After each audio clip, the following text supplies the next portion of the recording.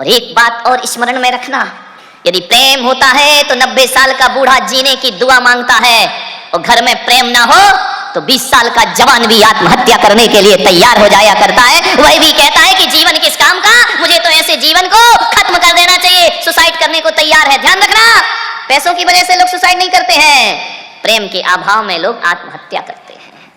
नरक होता है वो घर जहां पर प्रेम नहीं होता है, बोलचाल नहीं होती है। प्रेम का व्यवहार मिल जाए तो आत्महत्या करने वाला भी आत्महत्या के विचार छोड़ दिया करता है। प्रेम होना चाहिए। प्राणियों के संबंधों को जोड़ने वाली, आंतरिक संबंधों को जोड़ने वाली कोई कड़ी है तो प्रेम हुआ करता है जीवन में। मान्यवर, हिंदू मान्यता कहती है, वैदिक मान्यता, कि हर घर के आंगन में एक तुलसी का पौधा होना चाहिए। हर घर के आंगन में एक तुलसी का पौधा जरूर होना चाहिए। तुलसी का पौधा देखकर लोग ये कह देते हैं किसी हिंदू का घर है। अब तो जमाना बदल गया, अब तो आंगन ही नहीं बचे हैं, अब तो फ्लैट में लगा है आदमी, एक के ऊपर एक, ना जमीन तेरी ना आसमान तेरा। ध्यान रख, अब तो आंगन दिखते ही नहीं है घरों में।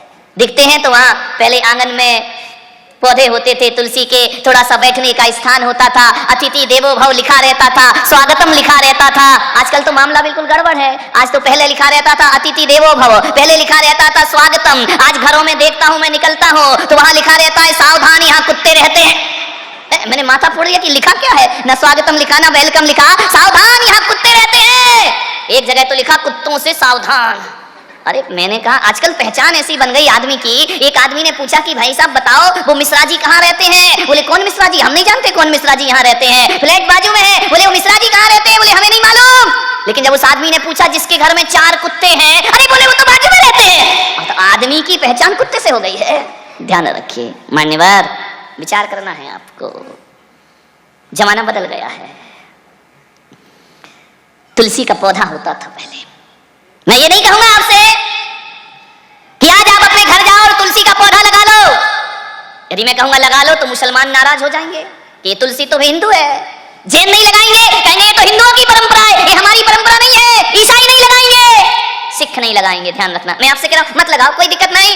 जिनके घरों में लगा है अच्छी बात है, नहीं लगा तुम्हारी मर्जी। ध्यान रखना, मेरा कोई आग्रह नहीं है, लेकिन एक आग्रह तो मैं आपसे करूंगा, एक तो मैं आपसे निवेदन करूंगा, एक तो मैं आपसे अपेक्षा रखूंगा कि तुम्हारे घरों के दरवाजे में, आंगन में तुलसी का पौधा हो या ना हो, लेकिन ये पुलक सागर आपसे कहता है कि चाहे हिंदू हो, मुसलमान हो, सिख हो, जैन हो, पारसी हो, किसी भी मजहब का आदमी हो, अरे आपके घर में यदि तुलसी का पौधा नहीं है तो कोई बात नहीं, लेकिन आज मेरे प्रवचन के बाद यहां से जाना, और जो प्रवचन में नहीं आए वो टीवी से सुन रहे हैं, तुम्हारे घर में तुलसी का पौधा हो या ना हो, अरे प्रेम का एक पौधा हर आंगन में होना चाहिए। मुसलमान भी लगा सकता है, जैन भी लगा सकता है, हिंदू भी लगा सकता है, एक प्रेम का पौधा लगाओ। और प्रेम के पौधे में कहा जाता है कि तुलसी के पौधे में यदि जल ना चढ़ाओ तो तुलसी का पौधा सूख जाया करता है, और प्रेम के पौधे में समर्पण का जल चढ़ाओ, तुम्हारा जीवन आनंद में परिवर्तित हो जाए। समर्पण का थोड़ा सा समर्पण, थोड़ी सी समझदारी, नासमझियों से प्रेम के पौधे मुरझा जाया करते हैं। थोड़ी सी नासमझी के तो झगड़े हैं, समझदारी रखिए, घर में आनंद ही आनंद बरसेगा। मान्यवर, विचार करना। मुसलमान इंतजार करता है कि ईद कब आएगी, कब गले मिलेंगे। हिंदू इंतजार करता है कि दिवाली आए तो हम गले मिले, और जैन इंतजार करता है संवत्सरी आए, क्षमावाणी आए तो हम लोगों के गले मिलें। ध्यान रखिए मान्यवर, मैं आपसे कहता हूं क्यों साल में एक दिन का इंतजार करते हो? अभी अपनी चारों समाज लगी है ना, श्वेतांबरों की क्षमावाणी अलग आएगी, संवत्सरी स्थानक वालों की अलग आएगी, दिगंबरों की अलग आएगी। मैं आपसे निवेदन करना चाहता हूं, पूरी यहाँ के जितने भी लोग यहाँ पर बैठे हुए हैं, क्यों इन चीजों के लिए तुमने एक दिन चुन रखा है?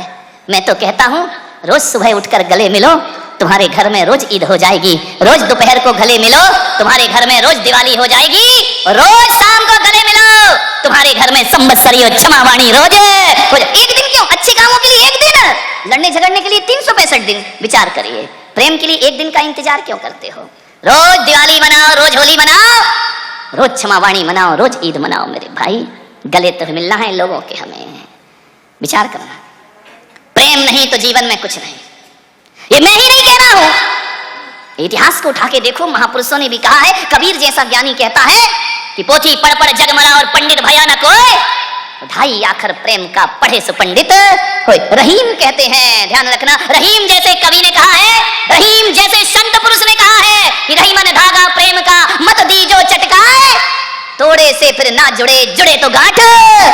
रहीम ने कहा हीरे मोती की माला टूट जाए तो कोई बात नहीं है, लेकिन प्रेम का नाजुक धागा कभी टूटना नहीं चाहिए, ध्यान रखना। मीरा ने कहा एरी में तो प्रेम दीवानी मेरो दर्द न जाने कोई, ध्यान रखना। जीसस ने कहा लव इज गॉड, प्रेम ही परमात्मा है। महात्मा बुद्ध ने कहा प्रार्थना ही परमात्मा है। और भगवान महावीर ने कहा वात्सल्य ही परमात्मा है, वात्सल्य से बड़ा दुनिया में कोई परमात्मा, सबके अर्थ एक ही है। चाहे वात्सल्य बोलो, चाहे प्रेम बोलो, चाहे करुणा बोलो, चाहे प्रार्थना बोलो, चाहे मोहब्बत बोलो, अर्थ सबके एक ही है, ध्यान रखना। सबने शब्दों को थोड़ा अलग अलग चुना है। और मैं तो आपसे इतना ही निवेदन करता हूं कि जीवन में कुछ करो या ना करो, 3 महापुरुषों की शिक्षाएं मान लो, तुम्हारे घर को स्वर्ग बनने में ज्यादा देर नहीं लगेगी। 3 महापुरुष, भगवान महावीर, महात्मा बुद्ध और जीसस, ध्यान रखना, ये 3 महापुरुष, इन्होंने जो संदेश दिए हैं। जीसस ने कहा लव इज गॉड, ध्यान रखना। बुद्ध ने कहा प्रार्थना करो, महावीर ने कहा वात्सल्य भाव रखो। तीनों को यदि देखो, कभी चिंतन करना, विचार करना, हमारा परिवार, हमारा घर 3 लोगों से जुड़ करके चलता है। एक तो हमारे घर में वो होते हैं जो हमसे बड़े होते हैं, बुजुर्ग होते हैं। एक हमारे घर में वो है जो हमसे बड़े हैं, बुजुर्ग हैं। दूसरे वो हैं जो हम उम्र के हुआ करते हैं। और तीसरे वो होते हैं जो हमसे छोटे हुआ करते हैं। जिंदगी इन 3 के अलावा चौथी के पास तो जाती नहीं। या तो हमारा जीवन का संबंध अपने से बड़ों से बनेगा, या बराबर वालों से बनेगा, या अपने से छोटों से बनेगा। तीनों महापुरुष, ध्यान रखना। प्रार्थना का संबंध जो बुद्ध ने दिया है, प्रार्थना का संबंध अपने बड़ों के बीच में रखना चाहिए। प्रार्थना जब भी होती है छोटे और बड़ों के बीच का रिलेशन बनाती है। प्रार्थना बड़ों से की जाती है, प्रेम हम उम्र वालों से की जाती है। घर में बुजुर्ग हैं, दादा दादी हैं, उनसे प्रार्थना के संबंध रखो, रिक्वेस्ट करो। ध्यान रखना, कोई भी बात कराना है और अपने से जो हम उम्र हैं उनसे प्रेम का संबंध रखो, वहां जीसस खड़े दिखाई देंगे। और अपने से छोटों के प्रति वात्सल्य रखो, वहां भगवान महावीर खड़े। 3 लोग, ध्यान रखना, 3 संदेश।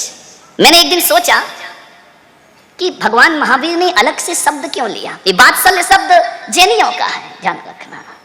भगवान महावीर ने कहा वात्सल्य अंग सजा दो ध्यावे सो तीर्थंकर, पर वात्सल्य अंग जो धारण करता है वो तीर्थंकर पद को प्राप्त कर लिया करता है। मैंने कहा महावीर ने प्रेम को क्यों नहीं चुना। जैन दर्शन में प्रेम शब्द नहीं है। किसी भी आगम को उठा के देखो, वहां अहिंसा शब्द तो मिलेगा, वहां वात्सल्य शब्द तो मिलेगा, प्रेम नहीं मिलेगा। प्रेम तो जीसस के पास है। मैंने सोचा, मैंने अपने भगवान महावीर से पूछा कि भगवान आपने प्रेम शब्द क्यों नहीं चुना। महावीर ने कहा नहीं, यदि मैं प्रेम शब्द को चुनूंगा तो ये जो पीढ़ी है ना 21वीं सदी की, ये वासना को प्रेम समझ बैठेगी। ये समझेगी कि जो वासना है वही परमात्मा है। नहीं, महावीर थोड़े दूरदृष्टि थे। उन्होंने कहा वासना नहीं है तो प्रेम ही, लेकिन महावीर ने कहा वासना रहित प्रेम करो, मोह विहीन प्रेम करो। महावीर के दर्शन, महावीर के सूत्र समझिए। भगवान महावीर ने कहा यदि मैं प्रेम शब्द को धर्म बता दूंगा तो सारी दुनिया वासना में डूब जाएगी। महावीर ने कहा नहीं, प्रेम मेरा वासना वाला नहीं, मेरा प्रेम तो निर्वासना का है, मेरा प्रेम तो मोह विहीन है।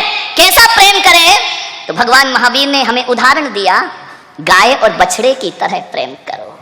मैंने कहा मां भगवान, इंसान को समझाने के लिए जानवर का उदाहरण क्यों दे रहे हो? ये तो इंसान है ना, कैसा प्रेम करे? बोले गाय बछड़े की तरह। बाहरी आदमी की जिंदगी, अब तुझे समझाने के लिए महापुरुषों को पशुओं के उदाहरण देना पड़ते हैं, जानवरों के उदाहरण देना पड़ते हैं। कितना स्तर गिर गया इस आदमी का। मान्यवर, आज तक किसी पशु को इंसान का उदाहरण नहीं दिया गया होगा, लेकिन हर इंसान को पशु का उदाहरण। मैंने कहा भगवान, इंसान का उदाहरण क्यों नहीं दे रहे हो? आप ये बोल दो ना कि माँ बेटे की तरह प्रेम करो। महावीर ने कहा नहीं, गाय बछड़े की तरह प्रेम करो। मैं चिंतन कर रहा था, सोच रहा था गाय बछड़ा क्यों लिया, माँ बेटा क्यों नहीं बोला? बोले इसलिए कि इंसान की माँ भी यदि अपने बच्चे से प्यार करती है ना, अपने बच्चे को दूध पिलाती है, तो इतना तो अपने मन में रखती है कि आज मैं जिसे दूध पिला रही हूं, कल बुढ़ापे में ये मेरी लाठी बनेगा, ये बुढ़ापे का सहारा बनेगा, ये बुढ़ापे में मुझे पानी पे। इतना स्वार्थ तो इंसान की माँ रखती है, ध्यान रखिए। लेकिन मेरे भाई, इंसान की माँ ने बुढ़ापे का सहारा तो समझा, लेकिन किसी गाय ने अपने बछड़े को बुढ़ापे का सहारा नहीं समझा। कोई गाय अपने बछड़े को दूध इसलिए नहीं पिलाती कि बुढ़ापे में मुझे घास खिलाएगा, बुढ़ापे में मेरी व्यवस्था करेगा। इसलिए महावीर ने इंसान का उदाहरण उचित नहीं समझा।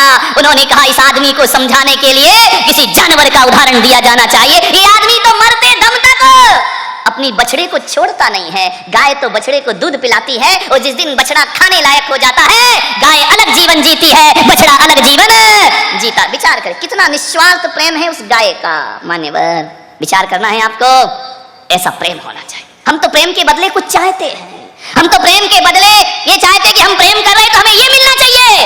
एक सास सोचती है कि बहू से प्रेम करो तो बहू मुझे इज्जत दे, बहू मुझे अच्छे से रखे। ना मेरे भाई, ध्यान रखिए, एक बात याद रखना, प्रेम मांगने की चीज नहीं होती है। आज सब जगह यही झगड़े हैं। पति कहता है कि पत्नी मुझे प्रेम नहीं करती और पत्नी कहती है कि पति मुझे प्रेम नहीं करता है। अब विचार मामला तो इतना गड़बड़ है, आप एक दूसरे से प्रेम की अपेक्षा रखते हैं। पति कहता पत्नी प्रेम करे, पत्नी कहती पति प्रेम करे। एक बात याद रखना, प्रेम मांगने से नहीं मिलता। ऐसा लगता है जब पति पत्नी से प्रेम मांगता है, पत्नी पति से प्रेम मांगती है, तो ऐसा लगता है जैसे दो भिखारी कटोरा लेके खड़े हो, तू मुझे दे दे और मैं तुझे दे दूं। नहीं मेरे भाई, भिखारियों से क्या मिलेगा भिखारी को, ध्यान रखना। मान्यवर, एक दूसरे से प्रेम की याचना मत करो। मैं पुलक सागर तो कहता हूं बड़े अनुभव के साथ कि प्रेम लुटाने, प्रेम मांगने से कभी नहीं मिलता है, प्रेम लुटाने से मिला करता है। जितना लुटाओगे उतना प्रेम लौट कर वापिस, जो जहां है ही नहीं वो कैसे देगा। पत्नी पति से प्रेम मांग रही, इसका मतलब उसके पास प्रेम नहीं है। और पति पत्नी से मांग रहा है तो इसका मतलब पति के पास भी, दोनों ही भिखारी हैं, ये क्या प्रेम देंगे। जो जहां है ही नहीं वहां मिल ही नहीं सकता है। मान्यवर, एक मुल्ला नसरुद्दीन था, वो पूना से ही चला। पुणे की बात करो ना यार, अब बाहर वालों को कब तक लपेटेंगे। पूना से चला, उसका दिमाग हुआ कि मैं ताजमहल देख करके आऊं। दिमाग देखो, लोगों ने कहा देख तू संभल के जाना, आगरे में ताजमहल है। बोले अरे इतना मालूम नहीं है कि मुझे आगरे में ताजमहल है, सब आता है मुझे। बोले आता है तो जा, हम क्या करें। पहली बार गया था, पूना से चला, बंबई स्टेशन पे पहुंचा। बहुत पुराने जमाने की बात है, स्टेशन पर ट्रेन खड़ी हुई, किसी ने रेडियो ऑन किया, ये आकाशवाणी का आगरा केंद्र है। अब पढ़ा लिखा तो था नहीं, गंवारिया, क्या करे। उसने कहा आगरा आ गया, बीटी स्टेशन पे उतर गया। अब जैसे ही उतरा तो प्लेटफॉर्म से बाहर आया। उसने रिक्शे वाले को कहा, टैक्सी वाले को, कि भाई साहब मुझे ताजमहल तक छोड़ देना। बंबई वाले ने देखा ये क्या मामला है, बोले ताजमहल तक। हाँ, तो बंबई का वो टैक्सी वाला भी बड़ा होशियार था, उसने कहा यार चलो मुर्गा फंसा। उसने बिठाया, पूरी गुलालवाड़ी और गुलेश्वर के चक्कर लगाए और ले जाके गेट भी ऑफ इंडिया पे छोड़ दिया। अरे बोले मुझे तो ताजमहल देखना है। बोले बस यहाँ से पतली गली है, वहां टैक्सी नहीं जा सकती, वहां मुड़ जा, बस 4 कदम चलेगा और ताजमहल आ जाएगा। उसने कहा ठीक है, पैसा दिया, गली में मुड़ा। कहते सुबह से शाम घूमा, मुंबई में कहाँ का ताजमहल रखा है। जिससे पूछे कि भाई साहब ताजमहल कहाँ है, वो कहे पागल है पागल। अरे तो बोले क्या करे, आगे बढ़ रहा था, इतने में मुल्ला को खट्टर काका मिल गए। अरे उसने कहा और काका तुम यहाँ कैसे। बोले मुल्ला तुम यहाँ कैसे।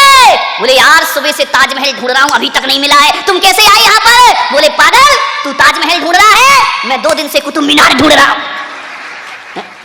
आदमी का दिमाग तो देखो, एक ढूंढ रहा है ताजमहल, एक ढूंढ रहा है कुतुब मीनार, बैठे मुंबई में। ध्यान रखिए मान्यवर, जो जहां है वो वहां कभी प्राप्त, जो जहां है ही नहीं वो कैसे प्राप्त होगा। तुम दूसरों से प्यार मांगते हो, अरे किसी के पास प्यार नहीं है।